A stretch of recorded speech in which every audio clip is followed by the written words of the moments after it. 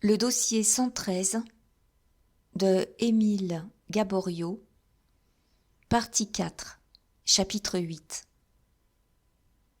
Lorsqu'il avait parlé de l'abattement extraordinaire de M. André Fauvel, Raoul de Lagore n'avait rien exagéré. Depuis le jour funeste où, sur sa dénonciation, son caissier avait été arrêté, le banquier, cet homme actif jusqu'à la turbulence, en proie à la plus noire mélancolie, avait absolument cessé de s'occuper de ses affaires.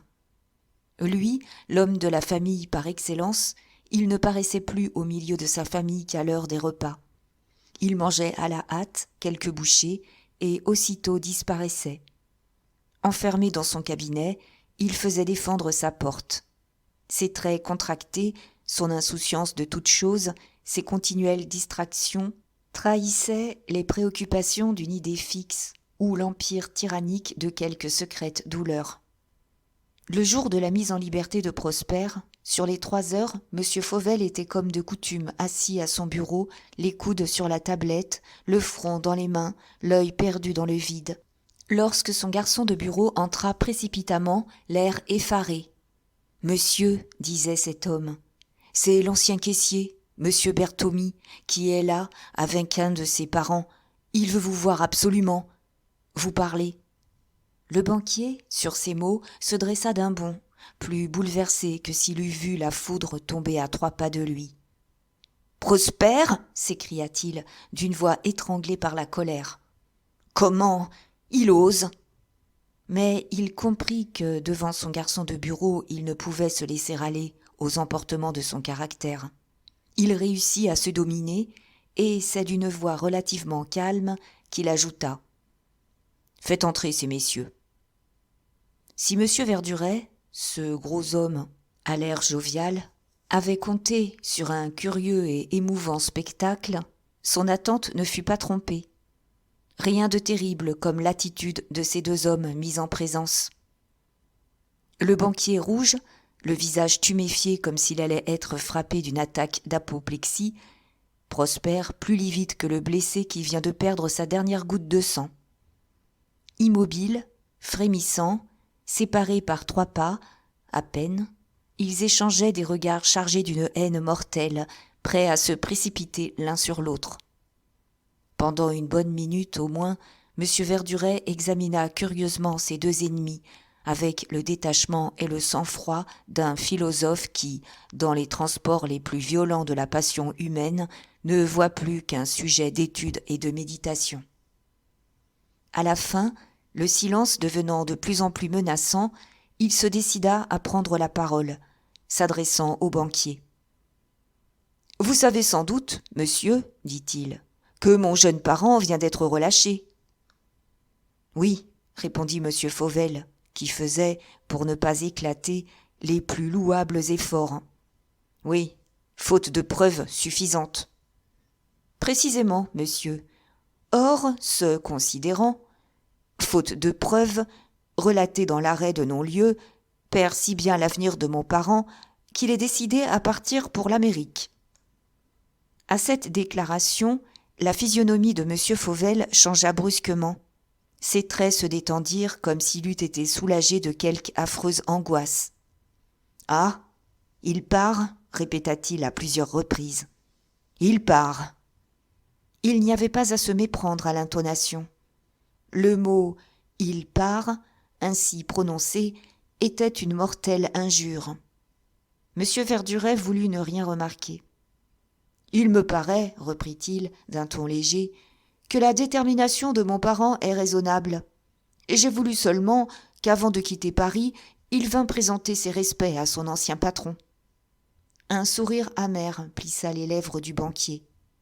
« Monsieur Berthomy, répliqua-t-il, pouvait s'épargner cette démarche pénible pour nous 2. Je n'avais rien à entendre. Je n'ai rien à lui dire. » C'était un congé formel, et M. Verduret, le comprenant ainsi, salua M. Fauvel et sortit en entraînant Prosper, qui n'avait pas prononcé une syllabe. Dans la rue, seulement, le caissier recouvra la parole.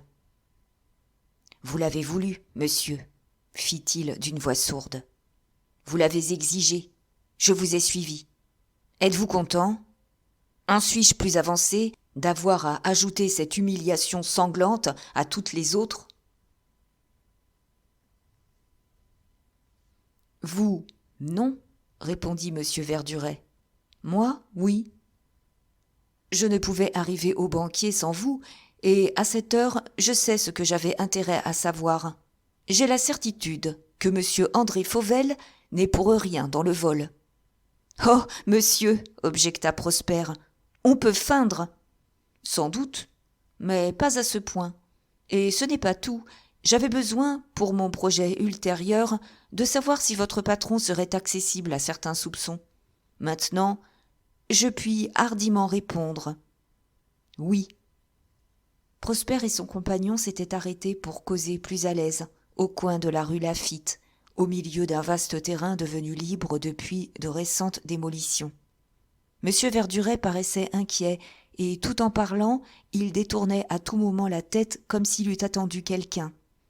Bientôt, il laissa échapper une exclamation de satisfaction. À l'extrémité de cette place improvisée venait d'apparaître Cavaillon. Il était tête nue, il courait. Il était, tout à la fois, si pressé et si alarmé qu'il ne songea ni à féliciter son grand ami Prosper, ni même à lui serrer la main. Il s'adressa immédiatement à M. Verduret. « Elles sont parties, dit-il. »« Depuis longtemps ? » ?»« Non, depuis un quart d'heure à peu près. »« Diable !» fit M. Verduret. « Nous n'avons pas une minute à perdre, cela étant. » En remettant à Cavaillon le billet qu'il avait écrit quelques heures plus tôt chez Prosper, « Tenez, dit-il, faites-lui passer ceci et rentrez vite, qu'on ne s'aperçoive pas de votre absence. Sortir sans chapeau est une imprudence qui peut donner l'éveil. » Le petit Cavaillon ne se le fit pas répéter 2 fois, et il partit en courant, comme il était venu. Prosper était stupéfait. « Quoi ? fit-il. Vous connaissez Cavaillon ? » ?»« Il paraît, répondit M. Verduret avec un sourire. Mais ce n'est pas le moment de causer. Arrivez, hâtons-nous. Où allons-nous encore ? Vous le saurez. Allons, des jambes, des jambes. Lui-même donnait l'exemple, et c'est presque au pas de gymnastique qu'il remontait la rue Lafayette. Tout en marchant, tout en courant plutôt, il parlait, s'inquiétant assez peu d'être ou non entendu de Prosper. « Ah, voilà, disait-il, ce n'est pas en restant les 2 pieds dans le même soulier qu'on gagne des prix à la course. Une piste trouvée, on ne doit plus prendre 1 minute de repos. Le sauvage qui, dans ses forêts vierges, a relevé le pied d'un ennemi, le suit sans désemparer, sachant que le vent qui souffle ou la pluie qui tombe suffisent pour effacer l'empreinte. De même, pour nous, le moindre événement peut faire disparaître les traces que nous suivons. » Arrivé devant le numéro 81, M. Verduret s'interrompit et s'arrêta du même coup. « C'est ici, dit-il à Prosper. Entrons. » Ils montèrent et s'arrêtèrent au 2e étage, devant une porte ornée d'un écusson de cuivre sur lequel on lisait « Modes et confections ». Le long de l'huisserie pendait un cordon de sonnette superbe, mais M. Verduret n'y toucha pas. Du bout du doigt, il frappa très légèrement d'une certaine façon, et aussitôt, comme s'il y eût eu quelqu'un à guetter ce signal, la porte s'ouvrit. C'était une femme qui ouvrait. Elle pouvait avoir une 40aine d'années, sa mise était simple, mais très convenable. Sans bruit, elle fit passer Prosper et son compagnon dans une petite salle à manger fort propre, sur laquelle ouvraient plusieurs portes. Devant M. Verduret, cette femme s'était inclinée très bas, comme une protégée devant son protecteur. Il répondit à peine au salut.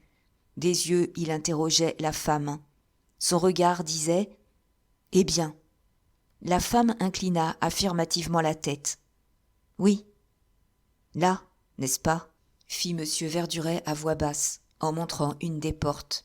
« Non, » répondit la femme sur le même ton, « de l'autre côté, dans le petit salon. » M. Verduret, aussitôt, ouvrit la porte qui lui était indiquée, et doucement il poussa Prosper dans le petit salon, en murmurant à son oreille. « Entrez, et du sang-froid. » Mais à quoi bon des recommandations ? Au premier regard jeté dans cette pièce où on le poussait malgré lui, sans l'avoir averti de rien, Prosper jeta un grand cri. « Madeleine !» C'était bien la nièce de M. Fauvel, en effet, belle, plus que jamais, de cette beauté calme et sereine qui impose l'admiration et commande le respect. Debout, au milieu du salon, près d'une table couverte d'étoffes, elle disposait les plis d'une jupe de velours rouge lamé d'or, sans doute la jupe de son costume de fille d'honneur de Catherine de Médicis. À la vue de Prosper, tout son sang afflua à son visage, ses beaux yeux se fermèrent à demi, comme si elle eût été près de s'évanouir, et les forces lui manquèrent à ce point qu'elle fut obligée de s'appuyer à la table pour ne pas tomber. Madeleine n'était pas, et Prosper ne pouvait l'ignorer, de ces femmes fortes dont le cœur glacé laisse l'esprit toujours libre, qui ont des sensations, jamais un sentiment vrai, héroïne de roman qui trouve un expédient pour toutes les circonstances. Âme tendre et rêveuse, elle devait aux particularités de sa vie une sensibilité exquise, presque maladive. Mais elle était fière, mais elle était incapable d'une transaction de conscience. Quand le devoir avait parlé, elle obéissait. Sa défaillance ne dura qu'un moment, et bientôt ses yeux si tendres n'exprimèrent plus que la hauteur et le ressentiment. C'est d'une voix offensée qu'elle dit « Qui vous a fait si hardi, monsieur, d'oser épier mes démarches ? Comment vous êtes-vous permis de me suivre, de pénétrer dans cette maison ?» Certes, Prosper n'était pas coupable. Il eût voulu d'un mot expliquer tout ce qui s'était passé. L'impuissance où il était d'exprimer sa pensée lui fit garder le silence. « Vous m'aviez juré, » poursuivit Madeleine, « sur l'honneur, de ne jamais chercher à me revoir. Est-ce ainsi que vous tenez votre parole ?»« Je l'avais juré, mademoiselle, mais il s'arrêta. »« Oh, parlez !»« Tant d'événements sont survenus depuis ce jour que j'ai pu croire oublier, ne fût-ce que, pour une heure, ce serment arraché à ma faiblesse. C'est au hasard, c'est, du moins, à une volonté qui n'est pas la mienne, que je dois le bonheur de me trouver une fois encore près de vous. Hélas, en vous voyant, mon cœur a tressailli de joie intérieure. Je ne pensais pas, non, je ne pouvais penser qu'impitoyable, autant et plus que le monde, vous me repousseriez lorsque je suis si malheureux. » Jeté moins violemment hors du prévu, Prosper eût pu suivre dans les yeux de Madeleine, ses beaux yeux si longtemps arbitres de sa destinée, la trace des combats qui se livraient en elle. C'est pourtant d'une voix assez ferme qu'elle reprit. « Vous me connaissez assez, Prosper, pour savoir que nul coup ne peut vous frapper sans m'atteindre moi-même. Vous souffrez ? Je vous plains comme une sœur plaint un frère tendrement aimé. »« Une sœur » fit amèrement Prosper. « Oui, c'est bien là le mot prononcé le jour où vous m'avez banni de votre présence. Une sœur. Alors, pourquoi durant 3 années m'avoir bercé des plus décevantes illusions ? Étais-je donc un frère, pour vous, ce jour où nous allions ensemble en pèlerinage à Notre-Dame de Fourvière ?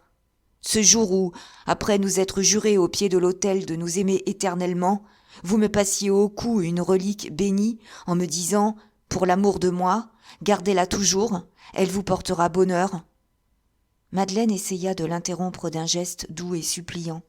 Il ne la vit pas. « Il y a 1 an de cela, » poursuivait-il. « Et moins d'1 mois après, vous me rendiez ma parole et vous m'arrachiez la promesse de ne vous revoir jamais.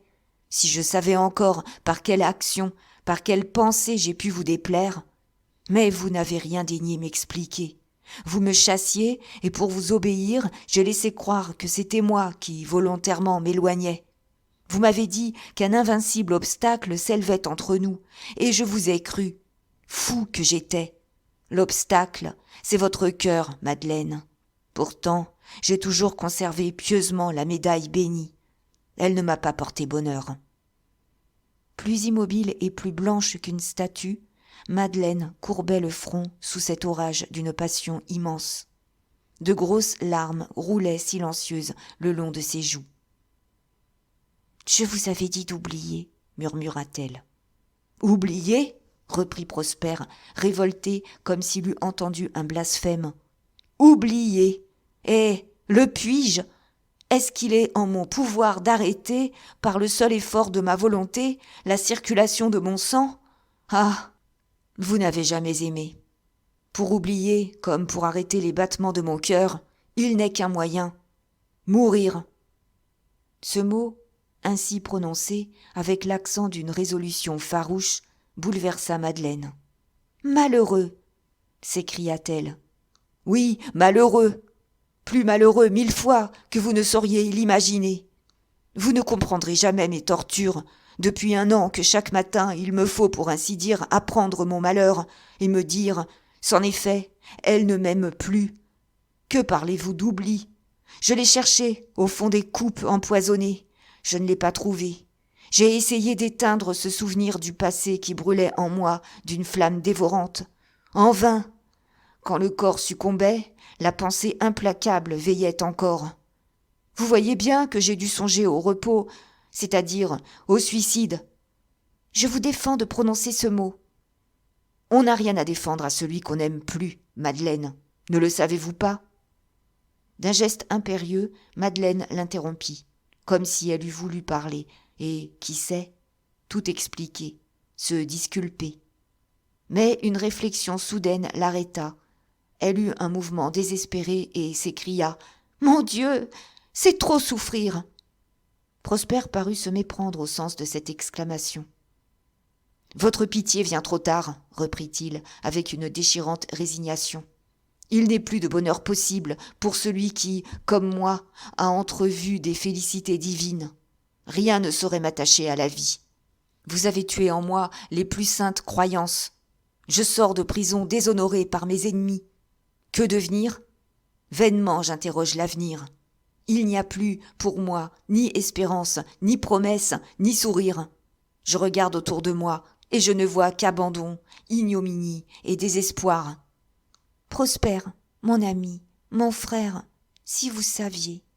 Je ne sais qu'une chose, Madeleine, c'est que vous m'avez aimé, c'est que vous ne m'aimez plus, c'est que moi, je vous aime. Il se tut. Il espérait une réponse. Elle ne vint pas. Mais tout à coup, le silence fut troublé par un sanglot étouffé.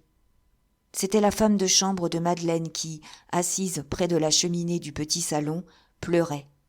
Madeleine l'avait oubliée. Prosper, en entrant, ébloui, stupéfié, ne l'avait pas aperçue. Il la regarda. Cette jeune fille, vêtue comme les femmes de chambre des maisons aisées, c'était, il n'y avait pas à s'y tromper, c'était Nina Gypsy. Si violente fut la commotion que ressentit Prosper, qu'il n'eut ni une exclamation, ni même une parole. L'horreur de la situation l'épouvanta. Il était là, entre les 2 femmes qui avaient décidé de sa vie, entre Madeleine, la fière héritière qu'il adorait et qui le repoussait, et Nina Gypsy, la pauvre fille qu'il aimait et qu'il dédaignait. Et elle avait tout entendu, cette malheureuse Gypsy. Elle avait vu la passion de son amant pour une autre déborder en affreux regrets et en menaces insensées. Parce qu'il souffrait, Prosper comprit ce qu'elle avait dû souffrir, car elle était atteinte non seulement dans le présent, mais encore dans le passé. Quelle ne devait pas être son humiliation et sa colère en apprenant le rôle misérable que l'amour de Prosper lui avait imposé. Et il s'étonnait que Gypsy, la violence même, restât là à pleurer et ne se leva pas pour protester, pour le maudire. Madeleine, cependant, depuis que Prosper gardait le silence, avait réussi, à force d'énergie, à reprendre les apparences du calme. Lentement, avec des mouvements dont elle paraissait à peine avoir conscience, elle avait repris son manteau déposé sur le canapé. Lorsqu'elle fut prête à se retirer, elle s'approcha de Prosper. « Pourquoi êtes-vous venu ? dit-elle. « Vous et moi, nous avons besoin de tout notre courage. Vous êtes malheureux, Prosper. Je suis plus malheureuse que vous. Vous avez le droit de vous plaindre. Je n'ai pas, moi, le droit de laisser voir une larme, et quand mon cœur est déchiré, je dois encore sourire. Vous pouvez demander des consolations à un ami. Je ne puis, moi, avoir d'autre confident que Dieu. » Prosper essaya de balbutier une réponse. Les paroles expirèrent sur ses lèvres. Il étouffait. « Je veux bien vous le dire, » poursuivit Madeleine. « Je n'ai rien oublié. Oh, que cette certitude ne vous rende aucune espérance. Il n'est pas d'avenir pour nous. Si vous m'aimez, vous vivrez. Vous n'aurez pas la barbarie d'ajouter à mes tortures la douleur de votre mort. Un jour viendra peut-être où il me sera permis de me justifier. Et maintenant, oh mon frère, oh mon unique ami, adieu, adieu. » Elle se pencha en même temps vers Prosper. De ses lèvres, elle effleura le front du malheureux jeune homme et sortit précipitamment, suivie de Nina Gypsy. Prosper était seul. Il lui sembla qu'il s'éveillait. Alors seulement, il s'efforça de se rendre compte de ce qui venait de se passer, se demandant s'il n'était pas le jouet d'un songe, si sa raison ne l'égarait pas. Il ne pouvait méconnaître l'influence souveraine de cet homme qui, le matin même, lui était apparu pour la première fois. De quelle mystérieuse puissance disposait donc cet inconnu pour préparer ainsi, à son gré, les événements? Il semblait tout prévoir et tout deviner. Il connaissait Cavaillon, il savait les démarches de Madeleine, il avait pu obliger à l'obéissance l'indépendante Gypsy. Il arriva rapidement à un tel degré d'exaspération qu'au moment où M. Verduret entra dans le petit salon, il marcha sur lui comme un furieux, pâle, menaçant, et d'une voix brève et dure, lui dit « Qui êtes-vous » Le gros homme ne parut que très modérément surpris de cet accès de violence. « Un ami de votre père, dit-il. Ne le savez-vous pas ? Ce n'est pas une réponse, monsieur.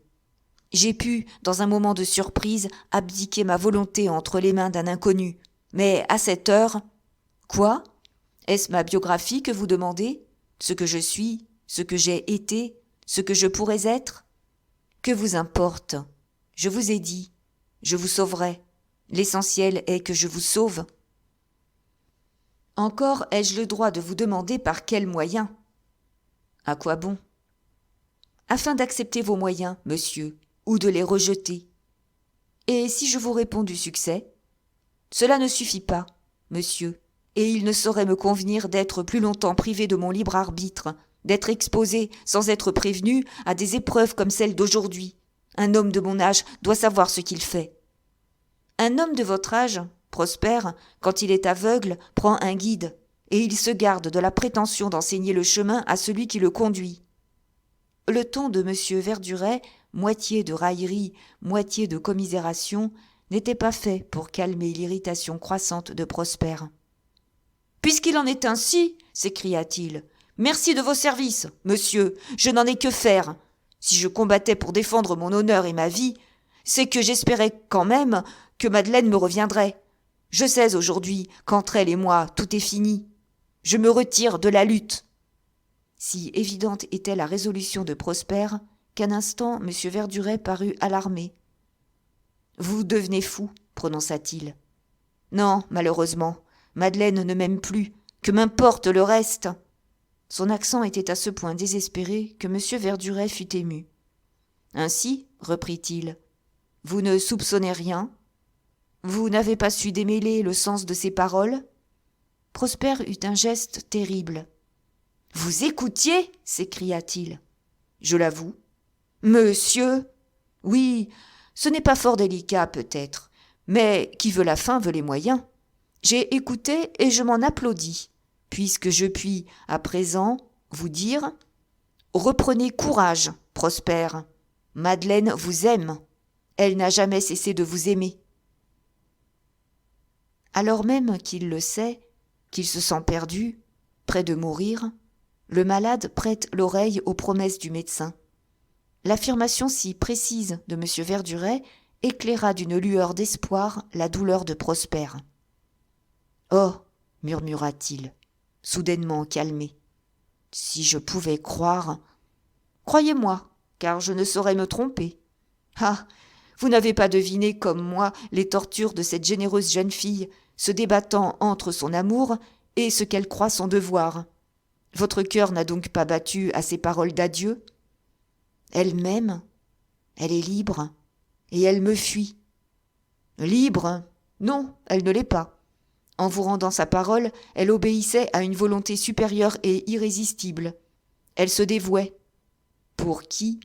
Nous le saurons bientôt, et le secret de son dévouement nous apprendra le secret de la machination dont vous êtes victime. À mesure que parlait M. Verduret, Prosper sentait se fondre ses résolutions de révolte. L'espoir et la confiance lui revenaient. « Si vous disiez vrai, pourtant, murmurait-il, si vous disiez vrai. Malheureux jeune homme, pourquoi vous obstinez à fermer les yeux à l'évidence ? Vous ne comprenez donc pas que Madeleine sait le nom du voleur ? C'est impossible. C'est vrai. Mais ce nom, croyez-le bien, il n'est pas de puissance humaine capable de le lui arracher. Oui, elle vous sacrifie, mais elle en a presque le droit, puisqu'elle s'est d'abord sacrifiée elle-même.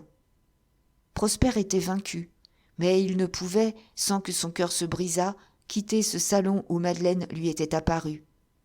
« Hélas !» s'écria-t-il en serrant la main de M. Verduret. « Je dois vous paraître insensé, ridicule.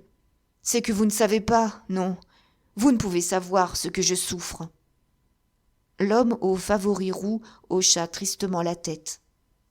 En un moment, sa physionomie changea. Ses yeux si brillants se voilèrent. Sa voix trembla. « Ce que vous souffrez, répondit-il, je l'ai souffert. Comme vous, j'ai aimé. Non une noble et pure jeune fille, mais une fille. Pendant 3 ans, j'ai été à ses pieds. Puis, un jour, tout à coup, elle m'a quitté, moi qui l'adorais, pour se jeter dans les bras d'un homme qui la méprisait. Alors, comme vous, j'ai voulu mourir. Malheureuse. Ni les larmes, ni les prières n'ont pu la ramener à moi. La passion ne se raisonne pas. Elle aimait cet autre. Et vous le connaissiez, cet autre ? Je le connaissais. Et vous ne vous êtes pas vengé ? Non, répondit M. Verduret. Et d'un ton singulier, il ajouta. Le hasard s'est chargé de ma vengeance.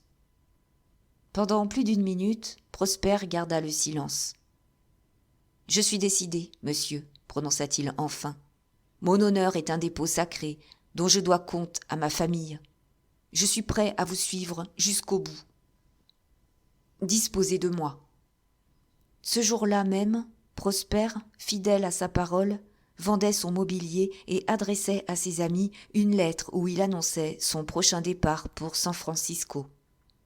Et le soir, il s'installait, ainsi que M. Verduret, à l'hôtel du Grand Archange.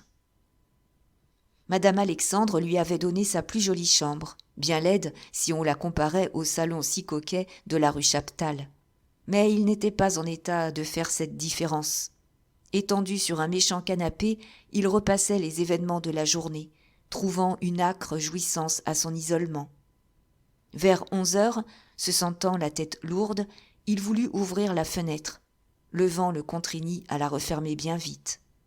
Mais une bouffée de tempête était entrée dans la chambre. Les rideaux tremblaient, et au milieu de la pièce, un léger débris de papier tourbillonnait. Machinalement, Prosper ramassa ce papier et l'examina. Il était couvert d'une écriture fine, l'écriture de Nina Gepsy. Il n'y avait pas à s'y tromper. C'était un fragment d'une lettre déchirée, et si les phrases tronquées ne présentaient à l'esprit aucun sens satisfaisant, elles suffisaient pour égarer l'imagination dans le champ sans limite des possibilités. Voici exactement ce fragment. De M. Raoul, j'ai été bien imp, tramé contre lui, dont jamais. Avertir Prosper et alors, meilleur ami, lui. Main de mademoiselle Ma. Prosper ne dormit pas cette nuit-là. Chapitre 9. Non loin du Palais Royal, dans la rue Saint-Honoré, à l'enseigne de la Bonne Foi, est un petit établissement moitié café, moitié débit de prunes, très fréquentée par les employés du quartier. C'est dans une des salles de cet estaminet modeste que le lendemain de sa mise en liberté, le vendredi, Prosper attendait M. Verduret, qui lui avait donné rendez-vous vers 4 heures. 4 heures sonnèrent. M. Verduret, qui est la ponctualité même, parut. Il était plus rouge encore que la veille, et, comme la veille, il avait cet air admirable de parfait contentement de soi. Dès que le garçon auquel il avait demandé une chope se fut éloigné, « Eh bien, demanda-t-il à Prosper, toutes nos commissions sont-elles faites ? » ?»« Oui, monsieur. »« Vous avez vu le costumier ? Je lui ai remis votre lettre. Tout ce que vous demandez vous sera apporté demain au grand archange. »« Alors tout va bien, car je n'ai pas perdu mon temps, et j'apporte de grandes nouvelles. » Le débit de la bonne foi est à peu près désert vers 4 heures. Le coup de feu du café du matin est passé, le moment de l'absinthe n'est pas arrivé encore. Monsieur Verduret et Prosper pouvaient causer à l'aise, sans redouter l'oreille indiscrète des voisins. Monsieur Verduret avait sorti son calepin, ce calepin précieux qui, pareil au livre enchanté des féeries, a une réponse pour toutes les questions. « En attendant ceux de nos émissaires auxquels j'ai donné rendez-vous ici, dit-il, occupons-nous un peu de Monsieur de Lagor. » À ce nom, Prosper ne protesta pas comme il l'avait fait la veille. Pareil à ces insectes imperceptibles qui, une fois qu'ils se sont glissés dans un tronc d'arbre, le dévorent en une nuit, le soupçon, quand il a pénétré dans notre esprit, s'y développe et bientôt y détruit les plus fortes croyances. La visite de Lagor, le fragment de lettre de Gypsy, avait inspiré à Prosper des doutes qui, d'heure en heure, pour ainsi dire, avaient grandi et s'étaient fortifiés. « Savez-vous, mon cher ami, poursuivit M. Verduret, de quel pays, au juste, est le jeune monsieur qui se porte si fort votre ami ? » « Il est, monsieur, du pays de madame Fauvel, de Saint-Rémy. »« En êtes-vous certain ? » ?»« Oh, parfaitement, monsieur. Non seulement il me l'a dit bien souvent, mais je l'ai encore entendu dire à monsieur Fauvel. Je l'ai entendu répéter 100 fois à madame Fauvel lorsqu'elle parlait de sa parente, la mère de Lagor, qu'elle aime beaucoup. Ainsi, il n'y a, à cet égard, ni doute ni erreur possible. Non, monsieur.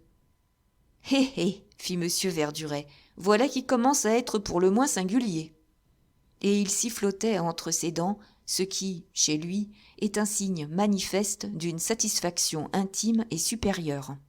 « Qu'est-ce qui est singulier, monsieur ?» demanda Prosper, intrigué. « Ce qui arrive, parbleu, répondit le gros homme. Ce que j'avais flairé. Peste, continua-t-il, imitant le débit des montreurs de curiosité en foire. C'est une ville charmante, Saint-Rémy. 6 000 habitants, boulevard délicieux sur l'emplacement des fortifications, hôtel de ville très beau, fontaines abondantes, grand commerce de charbon, filature de soie, maison de santé très renommée, etc. Prosper était comme sur des charbons ardents. « De grâce, monsieur, commença-t-il. »« On y connaît, poursuivait M. Verduret, un arc de triomphe romain qui n'a pas son pareil, et un mausolée grec, mais pas le moindre Lagor. Saint-Rémy est la patrie de Nostradamus, mais non celle de votre ami. Cependant, monsieur, j'ai eu des preuves. Naturellement, mais les preuves, voyez-vous, cela se fabrique. Les parentés, cela s'improvise. Vos dépositions sont suspectes, mes témoignages sont irrécusables.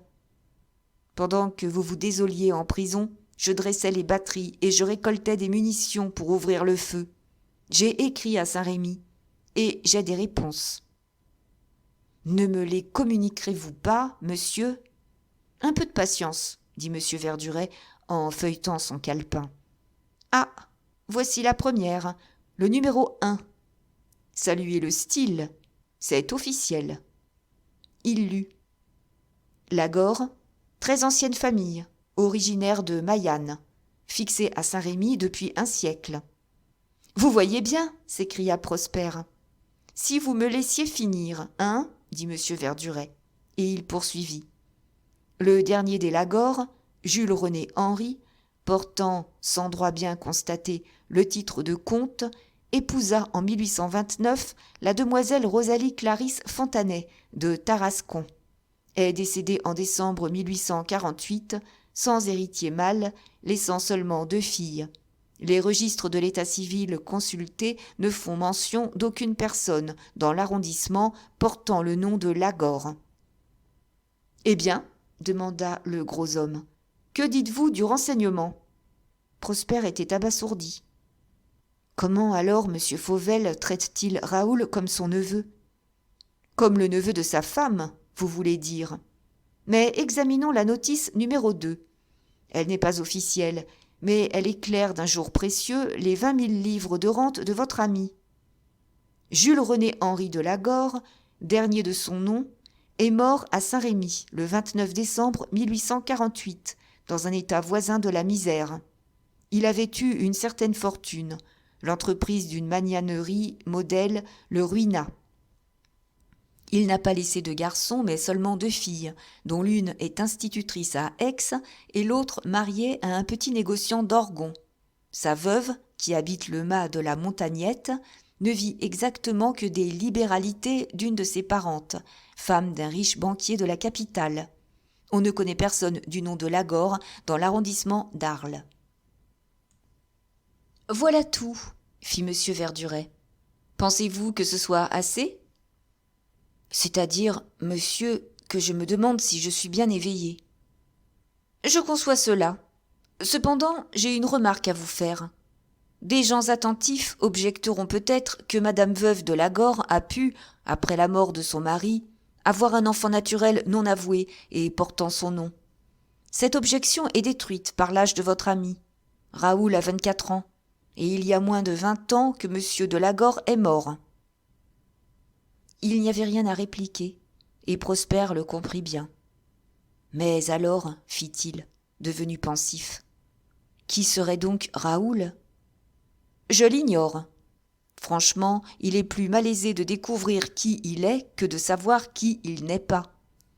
Un seul homme, sur ce point, pourrait nous renseigner, mais il se garderait bien de rien dire. Monsieur de Clamerans, n'est-ce pas ? Juste. Toujours il m'a inspiré une inexplicable répulsion, dit Prosper. Ah, si on pouvait avoir son dossier à celui-là. J'ai déjà quelques petites notes, répondit M. Verduret, qui m'ont été fournies par votre père, lequel connaît bien la famille Clamerans. Elles sont fort succinctes, mais j'en attends d'autres. Que vous a dit mon père ? Rien de favorable, rassurez-vous. Voici au surplus, pour votre édification, le résumé de ces renseignements. Louis de Clamerans est né au château de Clamerans, près de Tarascon. Il avait un frère aîné nommé Gaston. En 1842, à la suite d'une rixe où il avait eu le malheur de tuer un homme et d'en blesser grièvement un autre, Gaston fut obligé de s'expatrier. C'était un garçon loyal, franc, honnête, que tout le monde aimait. Louis, au contraire, avait les plus détestables instincts et était haï. À la mort de son père, Louis vint à Paris et, en moins de 2 ans, dévora non seulement sa part de l'héritage paternel, mais aussi la part de son frère exilé. Ruiné, criblé de dettes, Louis de Clamerans se fit soldat et se conduisit si mal au régiment qu'il fut envoyé aux compagnies de discipline. À sa sortie du service, on le perd totalement de vue. Tout ce qu'on sait, c'est qu'il habita successivement l'Angleterre et l'Allemagne, où il eut une horrible affaire dans une ville de jeu. En 1865, nous le retrouvons à Paris. Il était dans la dernière des misères et fréquentait les pires sociétés, vivant uniquement dans le monde des escrocs et des filles. Il avait usé les plus honteux expédients lorsque, tout à coup, il apprit le retour de son frère en France. Gaston avait fait fortune au Mexique. Mais, jeune encore, habitué à une vie active, il venait d'acheter, près d'Oloron, une usine de fer, quand, il y a 6 mois, il est mort entre les bras de son frère Louis. Cette mort a donné à notre Clamerans et une grande fortune et le titre de marquis. Prosper réfléchissait. Depuis 24 heures que M. Verduret travaillait devant lui, il commençait à se pénétrer de sa méthode d'induction. Comme lui, il essayait de grouper les faits, d'ajuster les circonstances à des soupçons plus ou moins probables. « De ce que vous m'apprenez, fit-il enfin, il résulte que M. de Clameren, le nôtre, bien entendu, était dans une profonde misère lorsque je l'ai aperçu pour la première fois chez M. Fauvel. Évidemment. Et c'est peu après que Lagor est arrivé de sa province. Justement. Et c'est un mois environ après son arrivée que Madeleine, tout à coup, m'a banni. « Allons donc !» s'écria M. Verduret. « Vous commencez à vous former et à comprendre la signification des faits. » Il s'interrompit à la vue d'un nouveau consommateur qui entrait à la bonne foi. C'était un domestique de bonne maison, bien peigné, mieux rasé, portant dignement ses favoris noirs à la bergamie. Il avait de belles bottes plissées à revers, la culotte jaune et le gilet à manches, à raies rouges et noires. Après un coup d'œil rapide, mais sûr, jeté autour de la salle, il marcha rapidement vers la table de M. Verduret. « Eh bien, maître Joseph Dubois ?» interrogea le gros homme. « Ah, patron, ne m'en parlez pas, » répondit le domestique. « Ça chauffe, voyez-vous, ça chauffe ferme. » Toute l'attention dont Prosper était capable, il la concentrait sur le superbe domestique. Il lui semblait qu'il connaissait cette physionomie. Il se disait que, très certainement, il avait déjà vu quelque part ce front fuyant et ces yeux d'une agaçante mobilité. Mais où ? Mais en quelles circonstances ? Il cherchait et ne trouvait pas. Cependant, maître Joseph s'était assis, non à la table de M. Verduret, mais à la table voisine, et il avait demandé un verre d'absinthe qu'il préparait lentement, laissant l'eau tomber goutte à goutte de très haut, selon la formule. « Parle, lui dit M. Verduret. Pour commencer, patron, je dois vous avouer que tout n'est pas rose dans le métier de valet de chambre cocher de M. de Clameren. Au fait, tu te plaindras demain. Bon, j'y suis. Donc, hier, mon bourgeois est sorti à pied sur les 2 heures. Comme de juste, je l'ai suivi. Savez-vous où il allait ? La bonne farce. Il se rendait au Grand Archange, au rendez-vous de la petite dame. Va donc, on lui a dit qu'elle était partie. Après, ah, il n'était pas content du tout, je vous assure. Il est rentré tout courant à l'hôtel, où l'autre, M. Raoul de Lagor, l'attendait. Non, vrai, cet homme-là n'a pas son pareil pour jurer. Le Raoul lui a demandé ce qu'il y avait de nouveau qui le mettait si fort en colère. « Il n'y a rien, » a répondu mon bourgeois. « Rien, sinon que la coquine a décampé, qu'on ne sait où elle est, qu'elle nous glisse entre les doigts. » Alors, ils ont paru très vexés et très inquiets tous les deux. « C'est-elle donc quelque chose de sérieux ?» a demandé Lagor. « Elle ne sait rien que ce que je t'ai dit, » a fait M. Clameren. « Mais ce rien tombant dans l'oreille d'un homme ayant du flair peut mettre sur la trace de la vérité. » M. Verduret sourit, en homme qui avait ses raisons pour apprécier à leur juste valeur les craintes de M. de Clameren. « Hé, fit-il, sais-tu qu'il n'est pas absolument dépourvu d'intelligence, ton bourgeois ? Et ensuite ? Là-dessus, patron, voilà le Lagor qui devient vert et qui s'écrie « Si c'est grave, il faut se défaire de cette gueuse. » Il va bien, le petit, mais mon bourgeois s'est mis à rire et à hausser les épaules. « Tu n'es qu'un niais, a-t-il répondu. Quand on est importuné par une femme du genre de celle-là, on prend des mesures pour s'en faire débarrasser administrativement. » Cette idée les a fait beaucoup rire. « Je crois bien, » approuva M. Verduret. « Elle est excellente, l'idée. Le malheur est qu'il est trop tard pour l'exécuter. Le rien que redoutait Clameren est déjà tombé dans une oreille intelligente. Cependant, comme je ne veux pas que ces gaillards-là brouillent les cartes, il faut aviser le bureau des mœurs. »« C'est fait, patron, » répondit joyeusement maître Joseph. C'est avec une curiosité fiévreuse, haletante, que Prosper écoutait ce rapport, dont chaque mot, pour ainsi dire, éclairait d'un jour nouveau les événements, Il s'expliquait maintenant, croyait-il, le fragment de lettre de Gypsy. Ce Raoul, qui avait eu toute sa confiance, ne pouvait être, il le comprenait, qu'un misérable. 1000 circonstances inaperçues jadis lui revenaient, et il se demandait comment il avait pu si longtemps être frappé d'aveuglement. Maître Joseph, cependant, poursuivait. Hier, après son dîner, mon bourgeois s'est fait beau comme un fiancé. Je l'ai rasé, frisé, parfumé, adonisé. Après quoi, il est monté en voiture et je l'ai conduit rue de Provence, chez monsieur Fauvel. « Comment » s'écria Prosper. « Après ces paroles insultantes, le jour du vol, il a été assez hardi pour s'y représenter ?»« Oui, mon jeune monsieur, il a eu cette audace.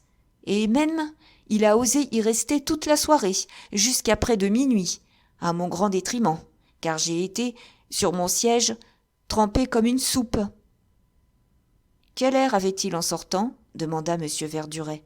« L'air moins content qu'en arrivant, c'est positif. Quand mon cheval bouchonné et ma voiture remisée, je suis allé lui demander s'il n'avait besoin de rien, j'ai trouvé sa porte fermée, et il m'a crié des injures au travers. » Et pour s'aider à digérer cette humiliation, maître Joseph avala une gorgée d'absinthe. « C'est là tout ?» demanda M. Verduret. « Pour hier, oui, patron. Ce matin, le bourgeois s'est levé tard, et toujours d'une humeur de dogue. À midi, l'autre, le Raoul, est arrivé, furibond, lui aussi. Aussitôt, ils ont commencé à se disputer. Mais à se disputer, tenez, des crocheteurs auraient rougi de les voir. À un moment, mon grand escogriffe de bourgeois avait empoigné le petit à la gorge, et il le secouait comme un prunier. J'ai bien cru qu'il allait l'étrangler. Mais le Raoul, pas bête, vous a tiré de sa poche un joli couteau pointu, et ma foi, l'autre a eu peur. Il a lâché prise et s'est calmé. Mais que disait-il ? Ah, voilà le hic, patron, fit piteusement maître Joseph. Il parlait anglais, les canailles, de telle sorte que je n'ai rien compris. Ce dont je suis sûr, par exemple, c'est qu'ils se disputaient à propos d'argent. Comment le sais-tu ? Par la raison qu'en vue de l'exposition universelle, j'ai appris comment on dit « argent » dans toutes les langues de l'Europe, et que ce mot revenait à chaque instant dans leur conversation. Monsieur Verduret, les sourcils froncés, marmottait un monologue inintelligible, et Prosper, qui l'observait, se demandait si, par hasard, il avait la prétention de reconstruire, par la seule force de la réflexion, la dispute dont le sens précis avait échappé aux domestiques. Pour finir, reprit maître Joseph, quand mes coquins ont été calmés, ils se sont remis à parler français. Mais baste, ils n'ont plus causé que de choses insignifiantes, d'un bal travesti qui a lieu demain chez des banquiers. Seulement, en reconduisant le petit, mon bourgeois lui a dit « Puisque cette scène est inévitable, autant qu'elle ait lieu aujourd'hui même, ainsi reste chez toi, au Vésinet, ce soir. » Raoul a répondu « C'est entendu ». La nuit venait. L'estaminet, peu à peu, s'emplissait de consommateurs qui, tous à la fois, criaient pour avoir de l'absinthe ou du bitter.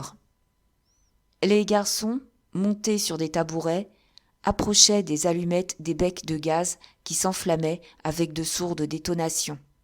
« Il faut filer, » dit M. Verduret à Joseph. « Ton maître peut avoir besoin de toi, et, de plus, voici quelqu'un qui veut me parler.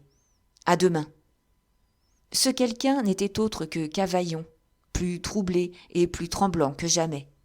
Il promenait de tous côtés des regards inquiets, plus tressaillants qu'un filou qui sait à ses trousses toute la police de Paris.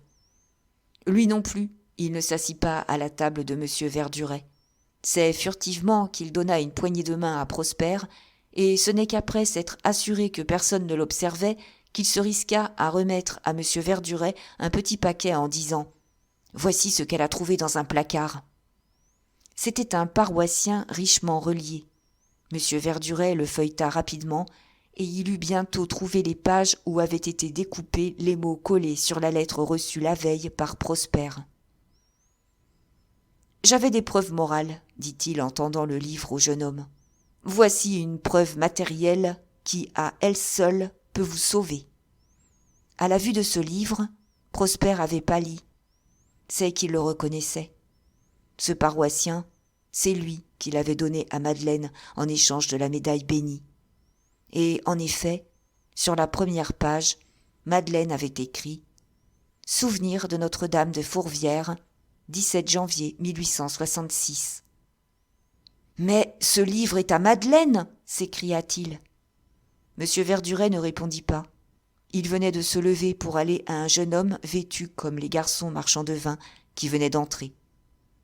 À peine eut-il jeté les yeux sur un billet que ce garçon lui remit, qu'il revint vers la table dans un état d'agitation extraordinaire. « Nous les tenons peut-être !» s'écria-t-il. Et, jetant sur la table une pièce de 5 francs, sans adresser un mot à Cavaillon, il entraîna Prosper, stupéfait.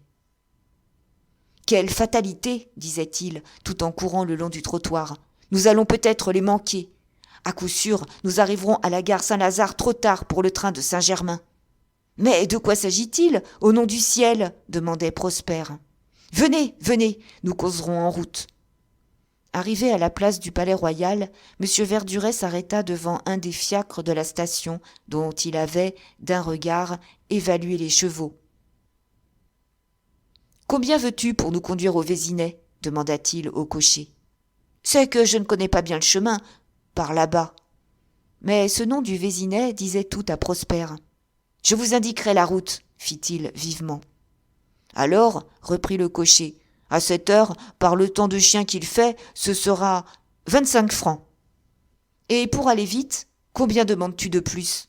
Dame, bourgeois, ce sera à votre générosité, mais si vous mettiez 35 francs, je crois... Tu en auras 100, interrompit M. Verduret, si tu rattrapes une voiture qui a sur nous une demi-heure d'avance. Tonnerre de Brest, s'écria le cocher transporté. Montez donc, vous me faites perdre une minute. Et, enveloppant ses maigres rosses d'un triple coup de fouet, il lança sa voiture au grand galop dans la rue de Valois. Chapitre 10. Quand on quitte la petite gare du Vésinet, on trouve devant soi 2 routes. L'une à gauche, macadamisée, soigneusement entretenue, mène au village, dont on aperçoit à travers les arbres l'église neuve. L'autre, à droite, nouvellement tracée et à peine sablée, conduit en plein bois. Le long de cette dernière, qui, avant 5 ans, sera une rue, on ne rencontre encore que de rares maisons. Bâtisses d'un goût déplorable, pour la plupart, s'élevant de loin en loin, au milieu d'éclaircies d'arbres, retraites champêtres de négociants parisiens, inhabitées pendant l'hiver. C'est au point de rencontre de ces 2 routes que, sur les 9 heures du soir, Prosper fit arrêter le fiacre où il était monté, place du Palais-Royal, avec M. Verduret. Le cocher avait gagné ses 100 francs. Les chevaux étaient exténués, mais il y avait 5 minutes que M. Verduret et Prosper distinguaient la lueur des lanternes d'une voiture de place comme la leur, trottant à une 50aine de mètres en avant. Descendu le premier du fiacre, M. Verduret tendit au cocher un billet de banque. « Voici, lui dit-il, ce que je t'ai promis. Tu vas aller à la première auberge que tu trouveras à main droite en entrant dans le village. Si dans 1 heure nous ne t'avons pas rejoint, tu seras libre de rentrer à Paris. » Le cocher se confondit en remerciements, mais ni Prosper ni son compagnon ne les entendirent. Ils s'étaient élancés au pas de course sur le chemin désert. Le temps, si détestable au départ qu'il avait fait hésiter le cocher, était plus mauvais encore. La pluie tombait à torrents et un vent furieux secouait à les briser les branches noires des arbres qui s'entrechoquaient avec des bruits funèbres. L'obscurité était profonde, épaisse, rendue plus lugubre par le scintillement des réverbères de la gare, qu'on découvrait au loin, vacillant et près de s'éteindre sous le souffle de la rafale. Depuis 5 minutes, M. Verduret et Prosper couraient au milieu du chemin détrempé et transformé en bourbier, quand tout à coup, le caissier s'arrêta. « Nous y sommes, dit-il. Voici l'habitation de Raoul. » Devant la grille de fer d'une maison isolée, un fiacre, celui que M. Verduret et son compagnon avaient vu devant eux, était arrêté.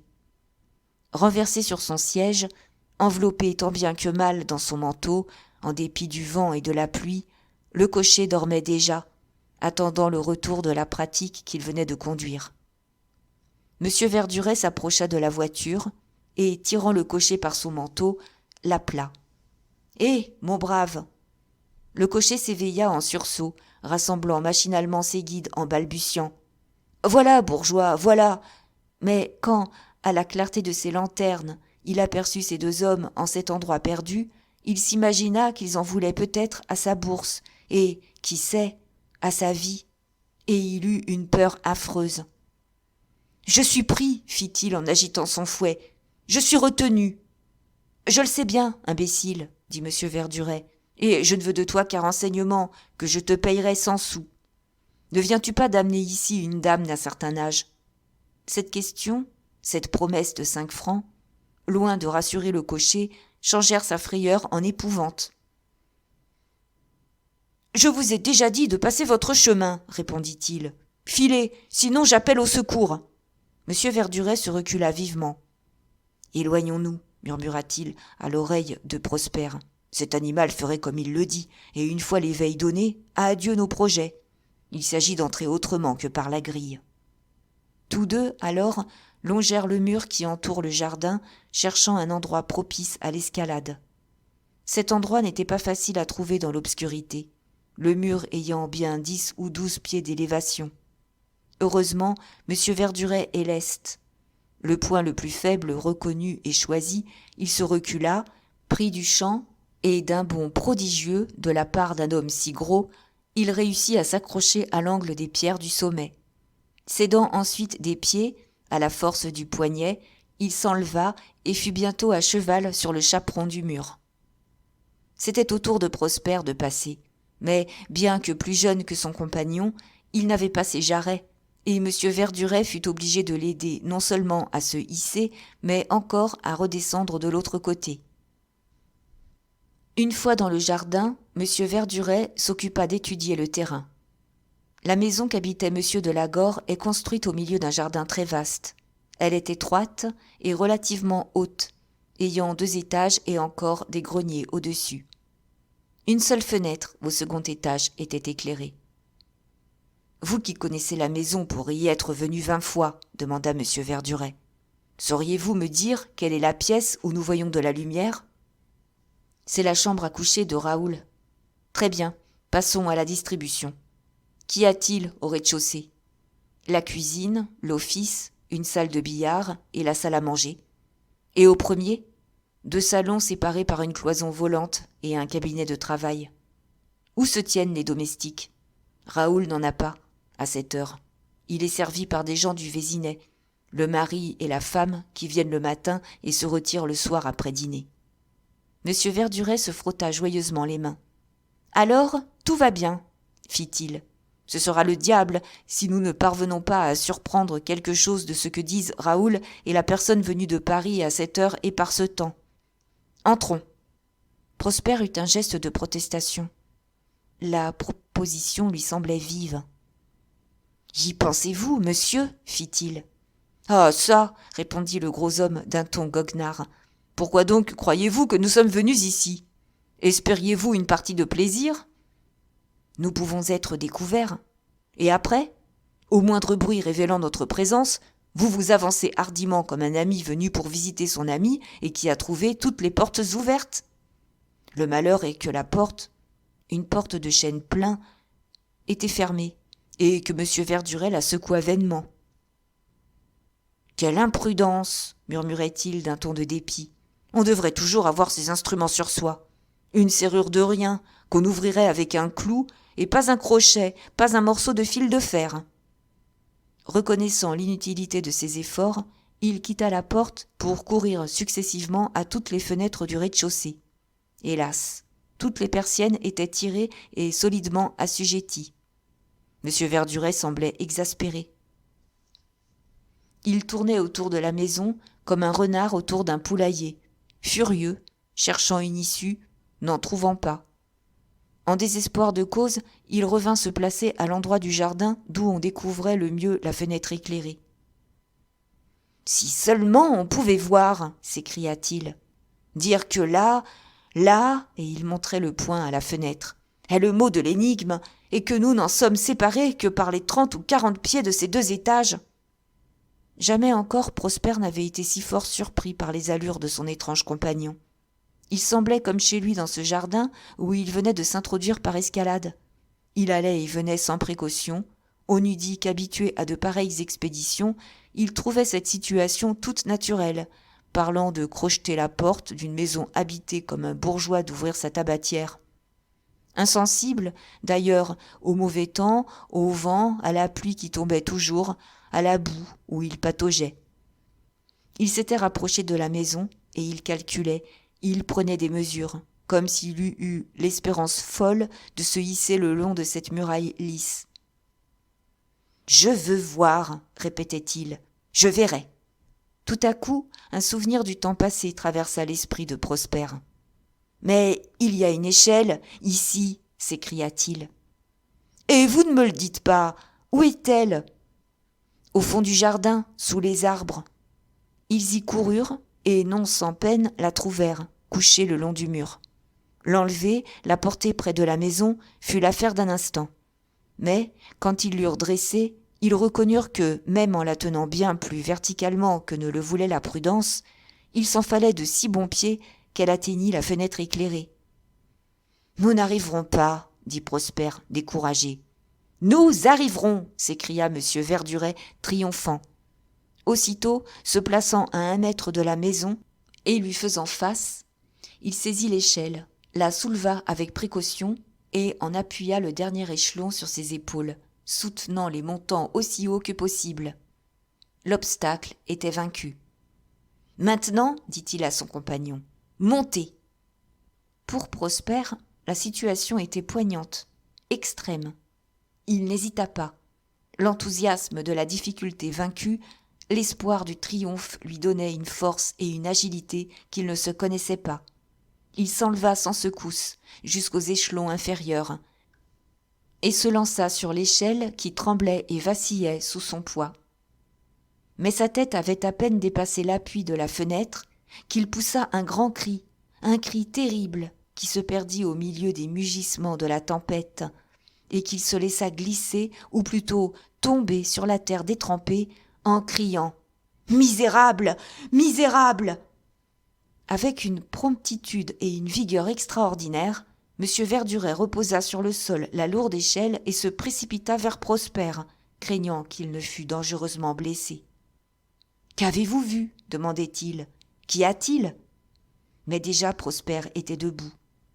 Si la chute avait été rude, il était dans une de ces crises où l'âme souveraine domine si absolument la bête que le corps est insensible à la douleur. « Il y a, » répondit-il, d'une voix rauque et brève, « que c'est Madeleine, entendez-vous bien, Madeleine, qui est là, dans cette chambre, seule, avec Raoul. » Monsieur Verduret était confondu.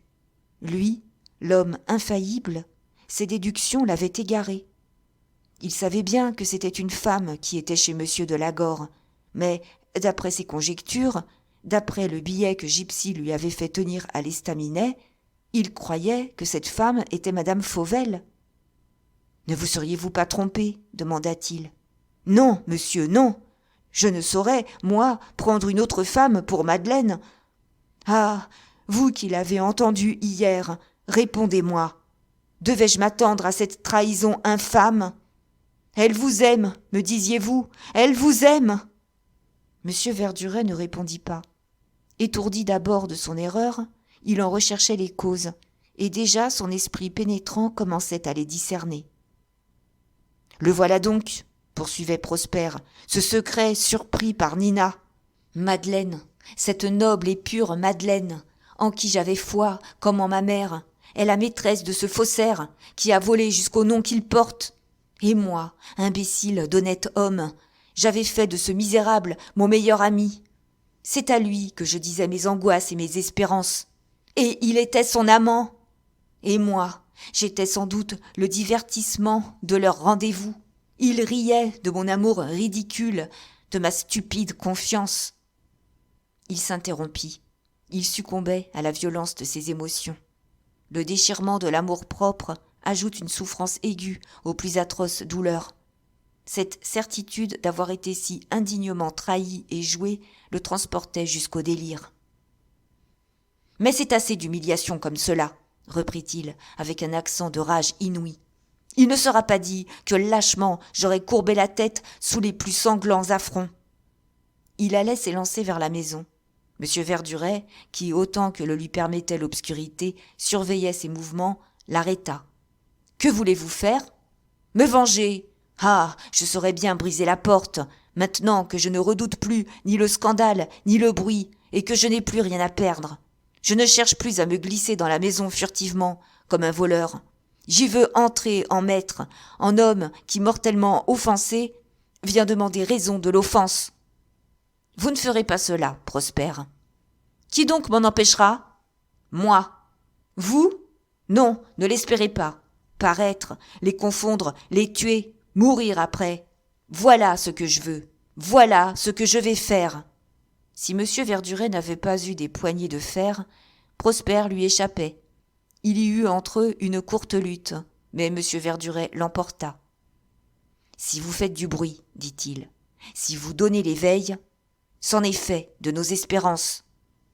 Je n'ai plus d'espérance. Raoul, mis sur ses gardes, nous échappe, et vous restez à jamais déshonorés. Que m'importe ? Mais il m'importe à moi, malheureux, à moi qui ai juré de faire éclater votre innocence. À votre âge, on retrouve toujours une maîtresse. On ne retrouve jamais son honneur perdu. Pour la passion vraie, il n'est pas de circonstances extérieures. M. Verduret et Prosper étaient là, sous la pluie, mouillés jusqu'aux os, les pieds dans la boue. Et ils discutaient. « Je veux me venger, répétait Prosper, avec cette persistance idiote de l'idée fixe. Je veux me venger. Vengez-vous, soit, s'écria M. Verduret, que la colère gagnait.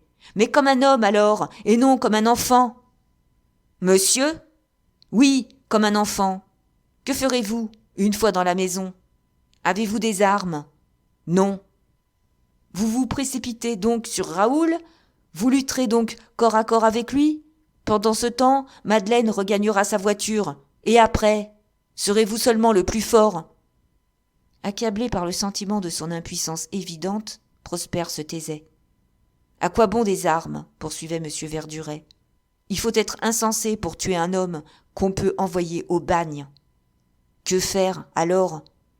Attendre. La vengeance est un fruit délicieux qu'il faut laisser mûrir. » Prosper était ébranlé. M. Verduret le comprit, et il lança son dernier argument, le plus sûr, celui qu'il tenait en réserve. « D'ailleurs, ajouta-t-il, qui nous assure que mademoiselle Madeleine est ici pour son compte ? Ne sommes-nous pas arrivés à cette conviction qu'elle se sacrifie ? La volonté supérieure qui lui a imposé votre bannissement peut fort bien l'avoir obligée à cette démarche de ce soir. » Toujours la voix qui parlera dans le sens de nos plus chers désirs sera écoutée. Cette supposition, si peu probable en apparence, frappa Prosper. « En effet, murmura-t-il, qui sait ?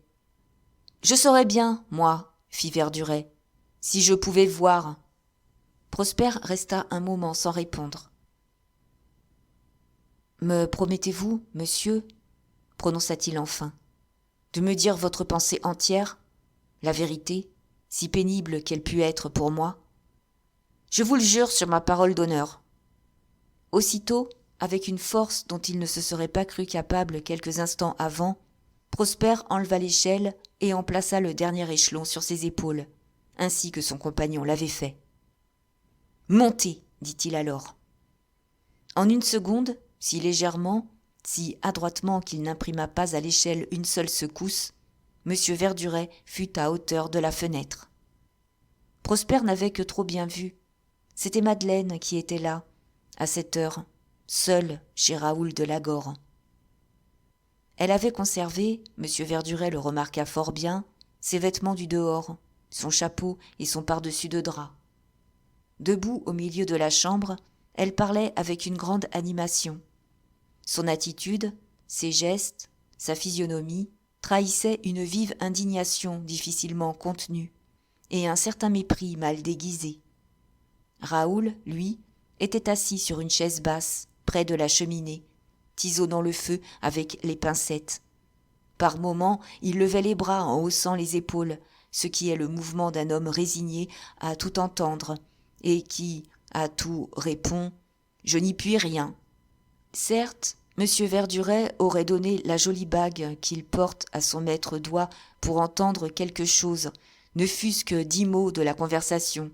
Mais, avec le vent qu'il faisait, il n'arrivait pas à son oreille le plus vague murmure, et il n'osait approcher son oreille des vitres, dans la crainte d'être aperçu.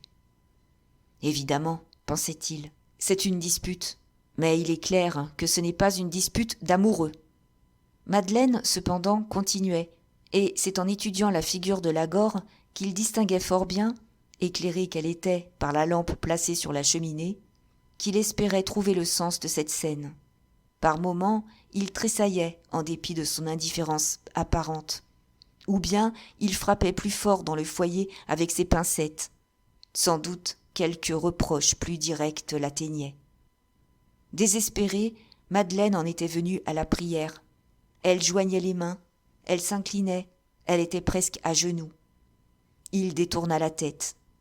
Il ne répondait, d'ailleurs, que par monosyllabes. 2 ou 3 fois, Madeleine parut vouloir se retirer. Toujours, elle revenait, comme si, demandant une grâce, elle n'eût pu se résigner à sortir sans l'avoir obtenue. À la dernière fois, elle trouva sans doute quelque raison décisive, car Raoul tout à coup se leva, ouvrit un petit meuble placé près de la cheminée et en sortit une liasse de papier qu'il lui tendit. « Ah, ça !» pensait M. Verduret. « Quel diable de jeu joue-t-il ? Est-ce une correspondance compromettante qu'est venue réclamer cette jeune demoiselle ?» Madeleine, qui avait pris la liasse, ne paraissait pas encore satisfaite. Elle parlait et insistait de nouveau comme pour se faire remettre autre chose. Raoul refusant, elle jeta la liasse sur la table. Ces papiers intriguaient singulièrement M. Verduret. Ils s'étaient éparpillés sur la table et il les apercevait assez bien. Il y en avait de plusieurs couleurs, de gris, de vert, de rouge. « Mais je ne m'abuse pas, » pensait M. Verduret. « Je ne suis pas aveugle, ce sont là des reconnaissances du mont-de-piété. » Parmi toutes les feuilles étalées sur la table, Madeleine cherchait. Elle en prit 3, qu'elle plia et mit dans sa poche, et repoussa les autres avec un dédain bien manifeste. Elle était, cette fois, résolue à se retirer, car, sur un mot qu'elle dit, Raoul prit la lampe pour l'éclairer. M. Verduret n'avait plus rien à voir. Tout en redescendant avec 1000 précautions, il murmurait « Des reconnaissances du mont-de-piété. Quel mystère d'infamie cache donc cette affaire ?» Avant tout, il s'agissait de dissimuler l'échelle. Raoul, en reconduisant Madeleine, pouvait avoir l'idée de faire quelques pas dans le jardin et, malgré l'obscurité, la découvrir, cette échelle qui, ainsi dressée, se détachait en noir sur la muraille. En toute hâte, M. Verduret et Prosper la couchèrent à terre, sans souci des arbustes qu'ils brisaient, et allèrent se poster où l'ombre était plus épaisse, dans un endroit d'où ils surveillaient à la fois et la porte de la maison et la grille. Presque au même moment, Raoul et Madeleine parurent sur le perron. Raoul avait posé sa lampe sur la première marche. Il offrit la main à la jeune fille, mais elle le repoussa d'un geste empreint d'une insultante hauteur qui, vue par Prosper, lui versa du baume dans le sang. Ce mépris ne parut ni émouvoir, ni surprendre Raoul. Il répondit simplement par ce geste ironique qui signifie « Comme vous voudrez ». Il alla jusqu'à la grille, l'ouvrit et la referma lui-même, puis rentra bien vite pendant que la voiture de Madeleine s'éloignait au grand trot. « Maintenant, monsieur, » interrogea Prosper, que le doute torturait. « Souvenez-vous que vous m'avez promis la vérité, quelle qu'elle soit. Parlez, ne craignez rien. Je suis fort. C'est contre la joie, alors, qu'il vous faut être fort, mon ami. Avant 1 mois, vous regretterez amèrement vos flétrissants soupçons de ce soir. Vous rougirez en songeant que vous avez pu croire Madeleine la maîtresse d'un Lagore. Cependant, monsieur, les apparences. C'est des apparences qu'il faut se défier. Pardieu, un soupçon, faux ou juste, est toujours basé sur quelque chose. Mais nous ne pouvons pas nous éterniser ici. Votre gredin de Raoul a refermé la grille, je l'ai vu. Il faut nous retirer par le chemin de tout à l'heure. Mais l'échelle, qu'elle reste où elle est. Comme nous ne saurions effacer nos traces, le tout sera mis sur le compte des voleurs. De nouveau, ils franchirent le mur. Ils n'avaient pas fait 50 pas sur la route qu'ils entendirent le bruit d'une grille qui se refermait. Ils distinguèrent des pas, et bientôt un homme les dépassa qui gagnait la station. Quand il fut à quelque distance, « C'est Raoul, fit M. Verduret. Notre domestique de tantôt, Joseph, nous apprendra qu'il est allé rendre compte à Clameran de la scène. Si seulement ils avaient l'amabilité de parler français. » Il marcha un moment sans mot dire, cherchant à renouer le fil rompu de ses déductions. « Comment diable, reprit-il tout à coup, ce Lagore qui ne doit chercher que le monde, le plaisir et le jeu, est-il venu choisir une maison isolée au Vésinet ?»« Sans doute, répondit Prosper, parce que la maison de campagne de M. Fauvel est à 1/4 d'heure d'ici, au bord de la Seine. C'est une explication, cela. Pour l'été. Mais l'hiver. Oh, l'hiver, il a une chambre à l'hôtel du Louvre, et, en toute saison, il dispose d'un appartement à Paris. Tout cela n'éclairait pas M. Verduret. Il se mit à marcher plus vite. Pourvu, murmura-t-il, que notre cocher ne soit pas parti. Nous ne pouvons songer à prendre le train qui va passer. Nous rencontrerions Raoul à la station. Bien qu'il se fût écoulé plus d'1 heure depuis que Prosper et son compagnon étaient descendus à l'embranchement des 2 routes, le fiacre qui les avait amenés stationnait encore devant l'auberge indiquée par M. Verduret. Le cocher n'avait pu résister au désir d'écorner le billet de 100 francs gagné par ses chevaux. Il s'était fait servir à dîner. Le vin était de son goût. Il restait. La vue de ces bourgeois l'enchanta. Il ne retournerait donc pas à vide à Paris. Seulement, l'état dans lequel il les revoyait le surprit étrangement. « Comme vous voilà fait !» s'écria-t-il. Prosper répondit simplement qu'allant visiter un de leurs amis, il s'était égaré et était tombé dans une fondrière, comme s'il y avait des fondrières dans le bois du Vésinet. « C'est donc cela !» fit le cocher. En apparence, il se contentait de l'explication. Au fond, il n'était pas fort éloigné de croire que ces 2 pratiques venaient de tenter de commettre quelque mauvais coup. Cette dernière opinion dut être celle de quelques personnes présentes, car il y eut des regards singuliers d'échangés. Mais M. Verduret coupa court à tous les commentaires. « Partons-nous » demanda-t-il de sa voix la plus impérieuse. « Voilà, bourgeois, » répondit le cocher, « le temps de régler, et je suis à vous. Montez toujours. » La route, au retour, fut mortellement longue et silencieuse.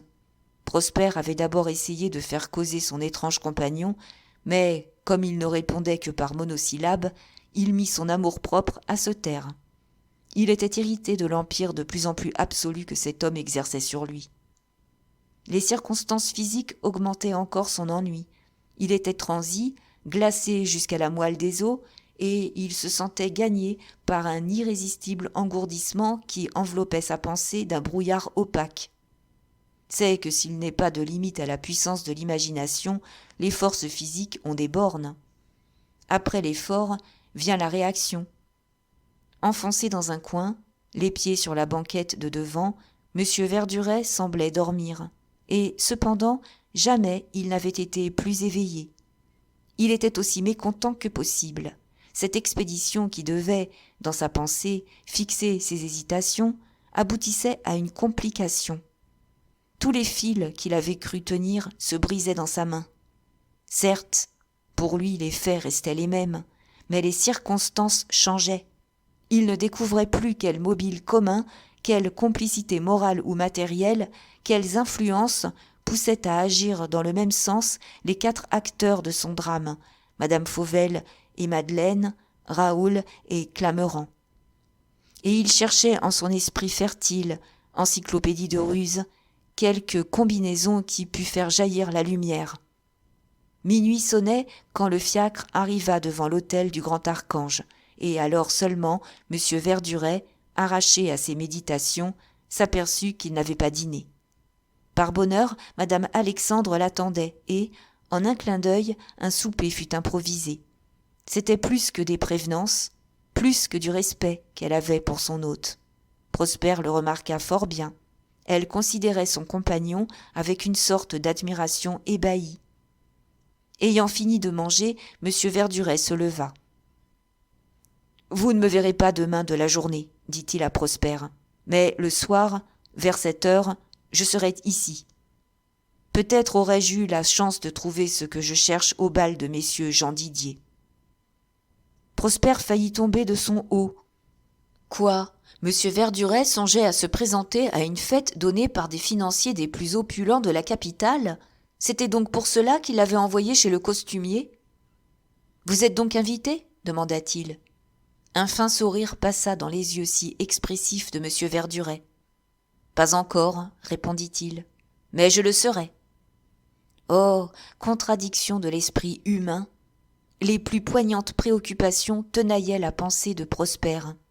Et maintenant, en regardant tristement sa chambre, songeant au projet de M. Verduret, il murmurait « Ah, il est heureux, lui.